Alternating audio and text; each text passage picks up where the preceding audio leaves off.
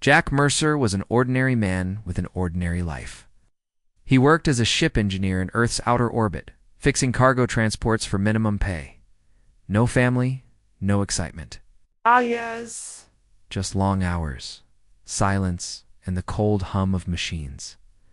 One quiet evening, while sipping a cup of rehydrated coffee in his dark, metal room, a strange signal came through his private comms channel, one that hadn't been used in years. It was from Chiron, an alien he had saved long ago during a ship malfunction. They had worked together on a mining station and stayed friends for a while, but Jack hadn't heard from him in over a decade. He had assumed Chiron was either dead or living somewhere deep in alien territory. The message was short, with no video. Just Chiron's voice. Jack Mercer. If you're hearing this, then I am gone. My time has ended. Everything I own, the vault, the keys, and the bonds, they're yours now. Follow the map. Trust no one. The message ended. Motion. No goodbye. Just silence. Jack stared at the screen, confused. Attached to the message was a star map, leading to a remote system called Verx-9. Along with it, a digital key encrypted in a strange alien format Jack couldn't fully read. The next day, Jack quit his job. 3 days later, Jack was flying an old rented ship across the stars, following the coordinates Chiron left behind. The deeper he went, the fewer ships he saw. This part of the galaxy was empty, forgotten, and silent. When he arrived at Verx-9, he found a massive desert planet with a single glowing beacon below. It marked the location. Jack landed near it, his ship kicking up red dust into the air. Before him stood a tall, alien structure, smooth black stone and glowing silver lines that pulsed like veins. It didn't look like a home. It looked like a tomb. Jack approached the entrance. The key he brought floated in his palm and shined with a soft blue light. As he stepped forward, the giant stone doors opened silently. A rush of cold air touched his face. Inside was a single long hallway. Strange symbols decorated the walls, some of which Jack remembered from his time with Chiron. There were warnings, protections, and promises. At the end of the hall, there was a vault. Circular, metal, sealed tight. The key glowed brighter. Jack inserted it into a panel on the side. Suddenly the vault door began to rotate, gears grinding, lights flashing, until with a deep hiss, it opened. Inside the vault was not gold, not weapons, not treasures. There were living quarters, sleek alien furniture, energy crystals, books, weapons on display, and strange containers filled with items Jack didn't recognize. It was like a hidden mansion built underground. Jack stepped inside slowly, his heart pounding. He had just inherited a whole world. Then he heard it, a faint click. He wasn't alone. Jack quickly turned around. Shadow moved across the hallway. Behind him was fast, quiet, and gone in an instant. He grabbed a small alien blade from the wall, sharp, light, and glowing. "Who's there?" Jack called out. His voice echoed, but no answer came. The vault suddenly felt colder. He stepped back into the hallway, eyes scanning every corner. No movement. No noise. Only silence. But someone, or something, had followed him. Jack didn't run. He was used to danger. He had faced system crashes in space, power failures near suns, and once fought off a pirate attack on a cargo ship with nothing but a wrench. Still, this was different. He was alone on an alien world, holding a dead friend's secrets, and already being watched. He returned to the vault and locked the door behind him. He would spend the night there, studying Chiron's belongings and preparing for whatever came next. That night, as Jack sat near a strange alien fire orb reading one of Chiron's last journal entries, he came across a sentence that made his blood freeze. "If you're reading this, Jack, then they've already found you." Jack barely slept. Even though the vault was silent and the doors were sealed tight, he felt something, a presence, or maybe just a feeling, like eyes watching from the walls. When morning came, or whatever passed for morning on Verx-9, he stepped out of the vault with cautious steps, blade still in hand. The planet was dead quiet. Red winds rolled over endless stone hills, and the sky was pale blue with a giant gas moon hovering far above. Jack checked his ship's sensors. No signs of movement. But deep down, he knew someone had followed him. He spent the next few hours exploring the vault. It wasn't just a living space. It was a hidden command center. There were holographic maps, weapon lockers, communication relays, and strange locked rooms that required more than just a key. Some reacted to his voice. Others remained sealed. Then, in the central chamber, a pulse of blue light blinked on. A soft, calm voice spoke in the alien tongue, then shifted to English. Executor confirmed. "Welcome, Jack Mercer." Initiating inheritance protocol. He stepped back, unsure. A platform rose from the floor, and two transparent pods slid open with a hiss of steam and soft light. Inside them were two alien women. One had dark violet skin, tall and lean, with long black hair braided in silver strands. The other was shorter, with glowing teal skin, gentle features, and deep blue eyes that seemed to shine. Their eyes opened slowly as the cryo-sleep faded. Jack stood frozen. The taller one sat up first. She looked at Jack like she recognized him. "You are not Chiron." Jack shook his head. "He's gone. I'm his friend. He left this place to me." The shorter one blinked, then slowly stepped out of the pod. She didn't seem afraid. "Just sad. He chose you then.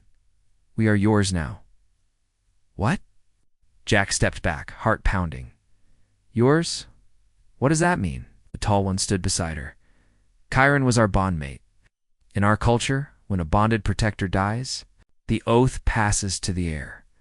You are now that heir." Jack stared at them. "Wait, are you saying yes?" the taller one said firmly. "You inherited not just his home, but us." Jack didn't know what to say. This was too much. Too strange, too personal. No? He wasn't ready for any of it. "I don't want to own anyone," he finally said. The shorter woman tilted her head. "It is not ownership. It is protection. We are bonded by law, tradition, and choice." Jock. Before Jock could ask more, a loud alarm echoed through the vault. The communication relay lit up with flashing red glyphs. Intrusion detected. The taller woman, who introduced herself as Ayara, ran to the controls. "Someone just broke the perimeter. They're coming fast." The other loom gently touched Jack's hand. "You must decide now. Fight with us, or run." Jack didn't hesitate. "I'm not leaving." Ayara nodded. "Good." Opened a hidden locker and tossed him a set of alien armor. Light, flexible, glowing at the edges. Jack suited up as fast as he could while Ayara and Loom armed themselves with strange weapons. One blade. One psychic crystal that hovered between Loom's hands. Through the outer scanner, Jack saw them. 3 figures in dark armor moving. Across the sand, fast, silent, armed. Bounty hunters. Ayara narrowed her eyes. "They're not here for the vault. They're here for you." Jack cursed under his breath. "Why me?" "You're the last piece," Loom whispered. "Chiron's heir. His secrets didn't die with him. He passed them to you." The vault doors closed as the intruders approached. Ayara moved with military precision, setting up defense grids. Loom guided Jack to a side passage. "We'll hold them off," she said, her voice calm. "But after this, you must know the truth." "What truth?" Jack asked. Loom's eyes glowed. "Why Chiron died, and what he left buried." "Us." The first explosion shook the ground. Smoke and sparks flew across the entry hall. Jack gripped his weapon tight, heart pounding, as the doors began to break. Whatever this inheritance was, wealth, power, secrets, it came at a deadly price, and the real story was just beginning. Asterisk smoke filled the vault corridor as the first hunter burst through the broken doors. Jack didn't even get a clear look at its face, only the smooth black armor, the glowing red eyes, and the heavy plasma rifle charging in its hands. Ayara didn't wait. She moved like lightning, spinning, ducking, slicing through the air. With her twin plasma blades, Sparks flew as she clashed with the intruder, her strikes sharp and fast. Jack stood frozen for a moment, amazed. She wasn't just strong, she was trained. A warrior. Loom pulled him back. Stay low. Let her handle the first wave. But no time. Listen to me. They slipped through a side tunnel, narrow and dimly lit, that led to a hidden chamber deeper in the vault. The walls pulsed. With faint blue veins of energy, and the air was colder down here, Loom's voice was soft, but serious. Chiron didn't just store riches here. He hid knowledge, dangerous knowledge, knowledge that could destroy people in power. Jack turned. To her, why me? Why would he give me all of this? Loom stopped walking. Her glowing eyes searched his face. Because you're human. Humans are unpredictable, untouched by our politics. Chiron believed that only someone from the outside could protect what he built. Jack couldn't believe what he was hearing. What did he build? She hesitated, then placed her hand on a glowing crystal embedded in the wall. The room around them lit up with floating holograms, star maps, encrypted data chains, and strange, alien scripts. In the center hovered a rotating symbol Jack didn't recognize. This, Loom whispered, is the Nexus Protocol. A network of secret alliances, hidden tech, and neutral zones, all created to stop a silent war spreading. Through our galaxy, Chiron was one of its founders. He worked in the shadows, keeping peace. Jack stared at the spinning data, speechless. Chiron trusted you because he knew you had nothing to gain and nothing to lose. That makes you dangerous to the wrong people. Jack looked down. Then I must have already made enemies. Have no idea, Loom said. A sudden tremor shook the vault. Distant sounds of battle echoed through the stone, metallic slams, energy blasts, screams cut short. Then silence. Jack gripped the edge of a console. Ayara. She's still fighting, Loom said. But we don't have much time. If they break through, this chamber must be locked. Jack looked around. Then tell me what I need to. Do, Loom nodded. Follow me. She led him to the center of the chamber where a cylindrical pedestal stood. Inside it was a glowing white orb, pulsing with strange warmth. Loom explained that the orb was a living AI interface built by Chiron himself, the last piece of his mind. If you place your hand on it, she said, it will recognize you as the next executor. But be warned, once bonded, the protocol will accept no other. You'll become its keeper, its guardian, its target. Jack hesitated, the weight of it all pressed down on him. An inheritance he never asked for, 2 women bonded to him by alien tradition, enemies hunting him, and a secret project that could shake empires. But something deep inside told him he couldn't walk away. He placed his hand on the orb. The reaction was immediate. Light burst from the pedestal, wrapping around, his arm and flowing into his chest. The room lit up with swirling codes and voices in a dozen alien languages. Jack's vision blurred, then focused. A single word echoed in his mind, accepted. Loom stepped back. It is done. Jack gasped, his skin tingling. What happens now? Before she could answer, a door slammed open. Ayara stumbled in. Her armor cracked, her face bruised but alive. They're gone, she said, breathing heavily. I took down 2. The third ran when the security field reactivated. Jack ran to her, helping her to sit. Are you hurt? I've had worse, she muttered with a grin. Then her eyes narrowed as she saw the light around Jack's hand. You touched the orb. He did, Loom said. He's executor now. Ayara studied Jack for a long moment. She gave a slow, approving nod. Chiron chose well. Jack sat between them, one bloodied warrior, one glowing psychic. Both now tied to him, and stared into the flickering light of the orb. He didn't know what tomorrow would bring. But tonight, he had crossed a line, and there was no turning back. Asterisk, the following day, the sun never rose. Varix 9 didn't have a typical day-night cycle. The sky just dimmed and glowed in strange patterns, as if time itself moved differently here. Inside the vault, Jack couldn't tell if he had slept for an hour or a day.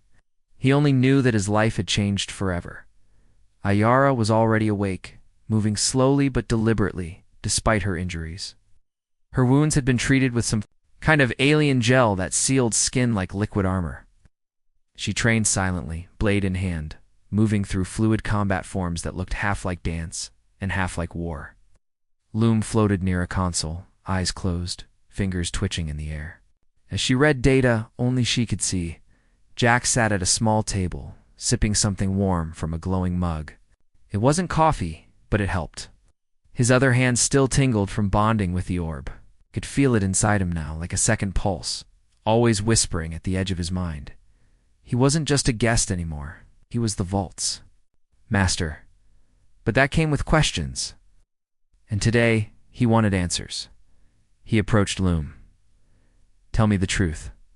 How did Chiron die?" She opened her eyes slowly. The official report said his ship malfunctioned. It burned in orbit, no survivors. And the real story? Yara answered from across the room, without stopping her movements. "He was murdered. We just don't know by whom." Jack frowned. "You didn't see it coming?" "We did." Loom said softly he knew. He just couldn't stop it. She brought up a holographic screen. Chiron's last recordings. Dozens of voice logs, video messages, encrypted notes. Some were damaged. Others were protected by layered codes that even Loom hadn't broken yet. But one message stood out, marked in red. It's only playable by the executor. Jack touched the panel. Chiron's face appeared, tired, older, eyes heavy with sadness. It was strange seeing him again, even through static. Jack remembered his booming laugh, his bad jokes about Earth food. But here there was no humor, only warning, Jack. Ack! If you're hearing this, then I'm gone. I'm sorry. I wish I had time to explain everything in person, but time ran out. The protocol is compromised. Someone inside our own circle sold us out. I don't know who yet, but I know they'll come for the vault, and for you. I didn't want to involve you, but I had no choice. I couldn't trust anyone else. The data stored here, it's enough to collapse 3 empires. There's proof of weapons programs, secret invasions, forbidden tech. If the wrong hands get this, the galaxy burns. I've hidden the real files, buried them behind layers even Loom can't reach. Only the executor can unlock them, and they will come after you. Be ready. The message ended. Jack stood still. His hand shook slightly. He had been dragged into something far bigger than an inheritance. Ayara approached slowly. He was right. The protocol was always fragile. Too many powerful people wanted it gone. He tried to protect it and paid the price. Then we need to find out who betrayed him, Jack said, and why. That's not easy, Loom replied. Whoever did it used a shadow signal, something from the old war networks. It erased their presence from the system logs. We only found one clue. She brought up a second screen, a blurry image of a symbol. A red triangle with 3 claw marks across it. Iara's face hardened. Shadow Syndicate. Jack looked at her. You know them? They're not a group. They're a ghost. No name, no location. They exist only in rumors, spies, killers, war merchants. If they're involved, this is bigger than we feared. Jack paced the floor. Then we can't sit here and wait for them to strike again. He turned to the others. We need to leave Varix 9. We need answers. And I need to understand what I've really inherited. Ayara didn't hesitate. Then we go to the drift markets. Loom looked uncertain. That place is dangerous. It's also neutral, Ayara said. No politics. No law. Just trade, secrets, and whispers. If Chiron made deals or enemies, someone there will know. Jack nodded. Then let's prepare. They began packing data drives, weapons, tools, rations. The vault systems transferred key files to Jack's wrist core, now fully bonded with the executor interface. It could open doors, scan encrypted tech, even project small shields, but it drained energy fast. As they stepped outside, the red winds of Varix 9 blew across their faces. Jack looked back one last time at the vault, the place where everything had begun, where he had stopped being just a human and become something more. Then he looked ahead at the stars above. Somewhere out there, Someone had killed his friend. And they were still watching. But now Jack was watching too. And he was ready. Asterisk 3 jumps through unstable wormholes, weak in deep space without a proper bed, and a close call with a pirate patrol later. Jack finally saw it, the drift markets floating. In the dark between forgotten trade lanes and outlaw systems, the drift wasn't a planet or a station. It was a chaotic patchwork of ships, broken satellites, scrap cities, and black market towers held together by magnetic fields and constant threats. Lights flickered across the tangled mass like a glowing, rust-covered heart in the cold vacuum of space. A Wyatt docked the ship like a pro, slipping through a narrow entry ring guarded by 2 massive turrets. "Don't speak unless I say she," told Jack. "Don't look nervous. Don't act smart. And if someone offers you a free drink, say no." Jack adjusted the unfamiliar alien coat Loom had chosen for him, dark gray, high-collared, with a hidden energy blade in the sleeve. "What if someone offers me a compliment?" "Depends if they're holding a weapon when they say it." Ayara muttered. Lume joined them, her usual soft expression, sharper now. "This place runs on secrets. Everyone here has a past. Some are still bleeding from it." They moved together through the packed corridors of the drift, past holographic signs in languages Jack couldn't read. Stalls selling live creatures, in glass tubes, and mercenaries with glowing tattoos and half-mechanical faces. Air smelled like metal, oil, and spice. It was loud, alive. Dangerous. Jack had never seen so many species in one place. Tall beings with crystal bones, floating jellyfish wrapped in cloaks, short creatures with too many eyes and sharp teeth. Every eye followed them for a second. Too long. Tried to blend in, but Ira's presence, tall, armored, confident, and Loom's quiet glow made it clear they were not here to shop. They reached a dark corner where a sign above flickered the name. "Memory sync," Ayara spoke.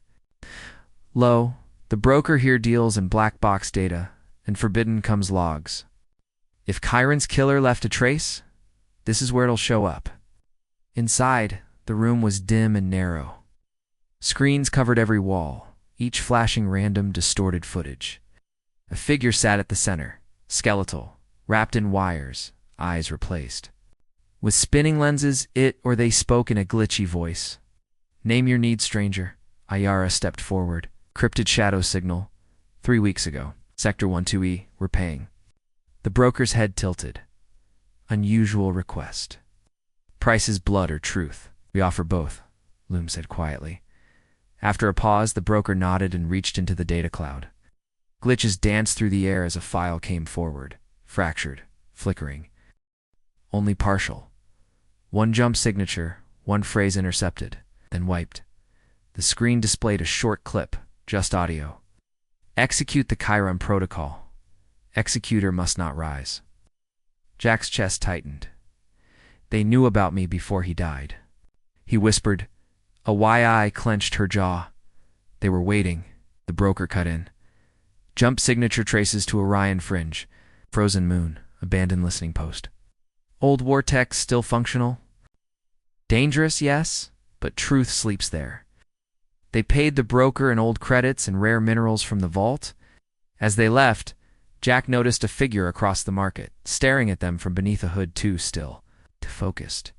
He nudged Ayara. "We've got a tail. I see him," she muttered. "Move casual." They turned down an alley, twisting through food stalls and blinking signs. When they broke into a run, the tail followed instantly. Ayara shoved Jack behind a crate. "Stay here." She vanished into the shadows, and Loom stood beside him, palm glowing, eyes scanning the air. Then it happened fast, a blur of movement. A flash of steel and a thud. Moments later, Ayara returned, dragging a wounded alien behind. Her hood off, face scarred, and a broken implant blinking behind one ear. "Who sent you?" she hissed. The alien spat blood. "You already know. You're not meant to live past this cycle. Neither's your precious executor." Jack stepped forward, fury rising. "Who's behind the syndicate?" The alien smiled through blood. "Ask your dead friend." "Oh wait, you can't." Then, with a sudden twitch, his eyes went white, and his body went limp. Loom cursed. Our neural failsafe. Suicide protocol. Ayara. Dropped the corpse. They're serious. They won't stop now. But Jack's mind was spinning. The voice clip, the trace to the Orion fringe, the mention of Chiron protocol. There was more to this. Something deeper as they boarded the ship again. Jack stared out at the drift market, a place full of ghosts, liars, and half-truths, and yet he was closer than ever. Next stop, Orion Fringe Chiron had tried to protect something out there. Jack was done running. Asterisk, the frozen moon had no name. On old maps, it was just listed as D47X, marked with a warning, do not approach, abandoned. Military zone, the kind of place space travelers avoided. Even when lost or desperate, Jack's ship shuddered slightly as it entered the thin, icy atmosphere. The engines groaned in protest from the cold, and the windshield began to fog from the outside. Below, the surface was a sheet of glass-like. Ice cracked, broken, hiding something deep beneath. Ayara stood at the control panel, scanning. There's still a signal pulsing from under the surface. Weak. Old. It's not automated. Loom floated beside her, eyes closed, hands glowing faintly, alive, but not fully. There's something waiting down there, something that remembers. Jack leaned forward, set us down. They landed near a massive fissure in the ice, as if a giant hand had split the planet open long ago. The wind howled across the cracked ground, a ghostly scream that made Jack's skin crawl. They stepped out into the bitter cold, dressed in heat shield suits from the vault. Ayara led the way, her weapon drawn, scanning the terrain. Loom walked slowly, one hand brushing the ice now and then, like she was listening through her fingertips. Then they found it half buried in the glacier, a black spire nearly invisible. With no markings, just cold, dead metal. But it pulsed ever so faintly, like a sleeping heart. This is the listening post, Ayara said. Pre-protocol tech, from the first Galactic War. Jack brushed snow off a panel. Beneath it, a handprint scanner, broken but familiar. He placed his hand on it. The orb embedded in his wrist flickered. The door opened. Inside, the air was warmer, stale, dry, untouched by time. Lights came on slowly, revealing a long hallway with broken screens and damaged consoles. Dust floated in the silence. But something else lingered, a tension, a presence. Loom shivered. There's a mind here, still active. Ayara took point as they moved deeper. Jack couldn't stop staring at the walls. Etched into the surface were names. Hundreds of names. Soldiers, scientists, spies, all lost. All forgotten. And near the end of the hallway, Jack saw it Chiron's name. Etched, smaller, deeper, hidden behind a false panel. He was here, Jack said. Before he died, he came back. They entered the core room. A giant frozen console rested in the middle, covered in ice. On top of it, a small device glowing. Faintly, Loom approached it, her eyes wide. This isn't a database. It's a soul shard, a memory copy. Jack blinked. A what? It's not AI, it's a recorded mind. Fragments of someone's consciousness locked in crystal. Jack stepped closer. Is it his? Loom nodded. Yes, it's Chiron. Jack reached out slowly, unsure. The shard was cold, smooth, pulsing. As he touched it, the room dimmed, and a voice echoed in the air. Jack, you made it. I wasn't sure you would. A holographic image formed. It was Chiron, younger, stronger, alive in a way he hadn't been in the last message. This wasn't just a recording. This was part of him. If you're here, then you know by now. The protocol wasn't just about peace. It was about balance. About keeping the syndicate from winning. They're older than you think. Older than even we admit. We're never just criminals. They were kings in the shadows. And I was one of them. Jack's heart dropped. What? Chiron's image continued. I helped build them. In my youth, I believed power could create peace. I was wrong. They used me. When I realized the truth, I broke away. I created the protocol to undo my mistake. But they never forgave me. They want the Executor dead because they know what's coming next. The vault is not just a home, it's a gate to a hidden network. Codes, weapons, plans, resistant cells. You must use it. You must be stronger than me and Jack. Trust Ayara and Loom. They chose this. Not because of duty, but because they believe in you. The shard dimmed. The image vanished. Silence returned. Jack stood still, his hands clenched. Everything made sense now.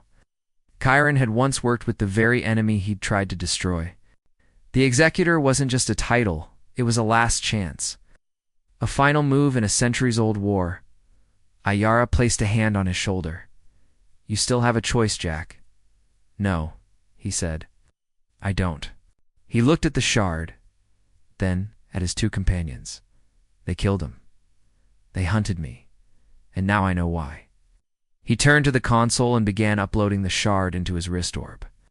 New codes filled the interface, coordinates, locations, names, plan. I'm going to finish what Chiron started. Yara gave a small nod. Then we stand with you. Loom smiled softly. Executor. The galaxy just shifted. As they prepared to leave the frozen moon, Jack looked back one last time at the memory shard, glowing faintly behind them. This wasn't just about inheritance anymore.